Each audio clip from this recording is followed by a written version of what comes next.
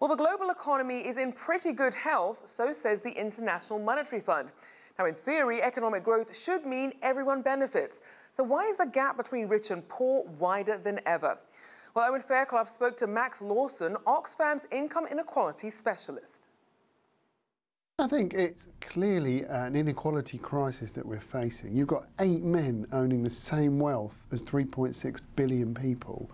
Staggering levels of wealth at the top.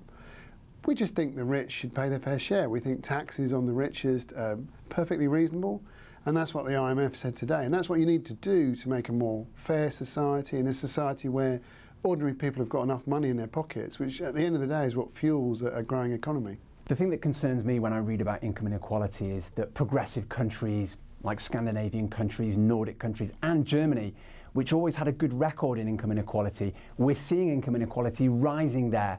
Doesn't that tell you that perhaps the world has really given up on trying to resolve this problem? I think what we know as Oxfam, working in countries all over the world, is there are some good examples. A lot of countries in Latin America have made their countries more equal. The gap between rich and poor has closed in the last 10 years. A country like Namibia in Africa, inequality has gone down systematically. They've made education free for all secondary school students. They're taxing the rich more. So I agree with you. It's a depressing story in many countries. You're seeing the gap between rich and poor grow.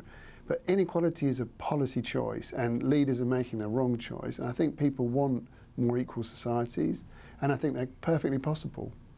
Your organisation has the backing of the IMF, which believes that progressive taxation is the way to reduce income inequality. But here in the United States, President Donald Trump wants the opposite of that. He wants big tax cuts. Here's what he had to say recently. People want to see massive tax cuts. I'm giving the largest tax cuts in the history of this country. In addition to that, there'll be reform. So I think that it's politically, it's very positive. The people of the country want it. What do you make of Trump's plan to cut taxes massively? Income inequality in the United States is really out of control. You're seeing all of the income going to the top 1%. You're seeing wages stagnate for ordinary people. A tax cut for the richest is probably the single worst thing that you could do if you were president. The rich have got plenty of money in the United States. They do not need a tax cut. What ordinary people need is a wage rise, and you don't do that through cutting taxes on the richest. Let's talk about China as well. It's the world's second biggest economy, on course to become the world's biggest economy. We're also seeing income inequality on the rise there.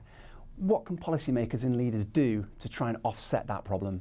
I mean, China has seen incredible growth in the incomes of some of the poorest people. But at the same time, you have seen this dramatic rise in the gap between rich and poor. A huge number of billionaires in China now, extreme wealth, extreme disparities of wealth too. And I think the Chinese government are aware of that. I think the things they can do to benefit the whole of China are very clear. We need a universal healthcare system that really works for all Chinese people so they're not getting into debt when they get sick. You need to see wages rise at the bottom, and you need to see more progressive taxation of those at the top. It's not rocket science. You can build a more equal society, and other countries in East Asia have managed to do that in history, to grow quite rapidly, but to keep the gap between rich and poor so it doesn't go to the kinds of extremes that you're seeing in the United States and elsewhere.